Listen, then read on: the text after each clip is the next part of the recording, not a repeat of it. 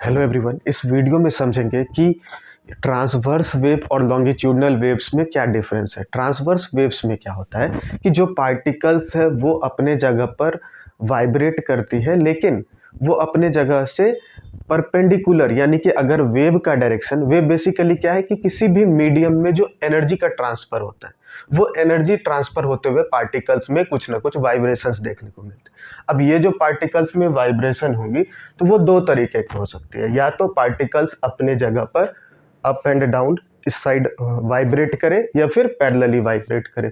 तो अगर if the particles vibrate perpendicular to the direction of propagation of wave, यानी कि सपोज करते हैं कि कुछ वेव का डायरेक्शन इस तरफ है और पार्टिकल्स अपने जगह पर मीन पोजीशन से ऊपर की तरफ वाइब्रेट करे और फिर नीचे की तरफ वाइब्रेट करे, तो इस तरह के मोशन को या इस तरह के वेव को कहते हैं हम लोग ट्रांसवर्स वेव। ठीक है, तो ट्रांसवर्स वेव क्या है? Particles vibrate perpendicular to the direction of propagation of wave, यानी कि वेव का वाइब्रेशन तो हो, लेकिन जो पार्टिकल्स है वो अपने जगह पर वेव के डायरेक्शन से 90 डिग्री पर ऑसिलेट करे, वाइब्रेट करे।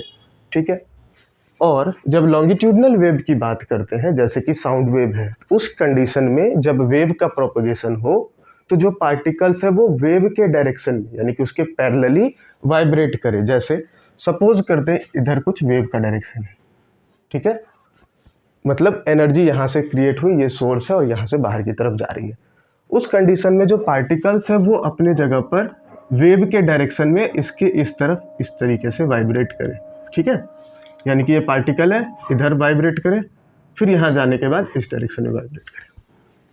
तो अगर if the particles vibrate parallelly to the direction of propagation of wave, then it is known as longitudinal wave. ठीक है, तो लॉन्गिट्यूडनल वेव में पार्टिकल्स पैरेलली वाइब्रेट करती है और वहीं ट्रांसवर्स में परपेंडिकुलरली। ठीक है, अब इसका एग्जाम्पल क्या है? जैसे कि वाटर के सरफेस पर, जैसे हमने किसी वाटर बॉडी में जैसे स्टोन या कुछ भी थ्रो करते हैं, तो क्या होता है? वाटर पार्टिकल्स अपने जगह पर वाइब्रेट करना शुरू कर देते हैं, ऊपर अप साइड डाउन साइड। ठीक है, दूसरा एग्जांपल है जैसे कि किसी स्ट्रिंग को हमने कुछ इस तरीके से मूव कर दिया, तो उसमें जो वेव का वाइब्रेशन होगा, वेव्स जो डिस्टर्बेंस ट्रैवल करेंगी, एनर्जी ट्रैवल करेंगी, तो वो हो जाएगा ट्रांसवर्स वेव। जितने भी इलेक्ट्रोमैग्नेटिक वेव्स हैं, जिसे हम लोग नॉन मैकेनिकल वेव भी कहते हैं, जिसे किसी भी मीडियम की रिक्वायरमेंट नहीं है, so all those electromagnetic waves are transverse waves. ठीक है, जैसे कि लाइट वेव है और ट्रांसवर्स वेव। और हमेशा एक चीज़ ध्यान रखना, लाइट वेव है और साउंड वेव्स है।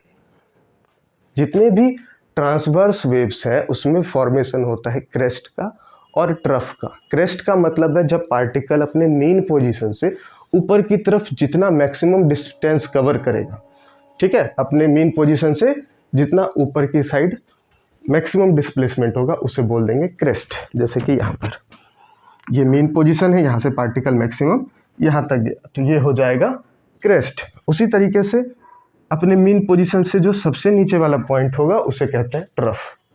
तो in transverse waves crest and troughs are formed, but in case of longitudinal wave उसमें तो पार्टिकल्स क्या होगा? टू एंड फ्रो मूव करेगा। तो इस केस में दो चीज़ें फॉर्म होती हैं, एक कंप्रेशन और दूसरा होता है रेयरफैक्शन। कंप्रेशन मीन्स जहाँ पर डेंसिटी ज़्यादा हो, रेयरफैक्शन मीन्स जहाँ पर डेंसिटी कम हो। तो ये तो दो बेसिक डिफरेंस है, और भी difference in case of transverse wave crest and troughs are formed, यानी कि इसमें क्रेस्ट का भी फॉर्मेशन होगा और साथ में ट्रफ्स का। But in case of longitudinal waves compression and rarefaction are formed. तो ये एक डिफरेंस है। नेक्स्ट डिफरेंस इज जो ट्रांसवर्स वेव है वो या तो सॉलिड या लिक्विड के सरफेस पर प्रेजेंट होंगे। Transverse waves always present on surface of liquid and solid. जो ट्रांसवर्स वेव है वो गैसियस मीडियम में प्रेजेंट नहीं होता है, ये हमेशा ध्यान रखना। But the longitudinal waves are formed in all the three medium, solid, liquid और गैस। ठीक है, अब ये जो ट्रांसवर्स वेव है ये मैकेनिकल भी हो सकता है और नॉन मैकेनिकल भी हो सकता है। Mechanical means those waves that require medium to travel, और non mechanical that do not require medium to travel. जैसे कि लाइट वेव्स हो गए, जितने भी इलेक्ट्रोमैग्नेटिक वेव्स हैं वो सभी ट्रांसवर्स वेव्स होंगे, but the longitudinal waves are always mechanical wave. इसीलिए बोला जाता है sound wave is a mechanical wave. ठीक है, sound waves do not propagate through vacuum, vacuum में साउंड नहीं प्रोपगेट कर सकता।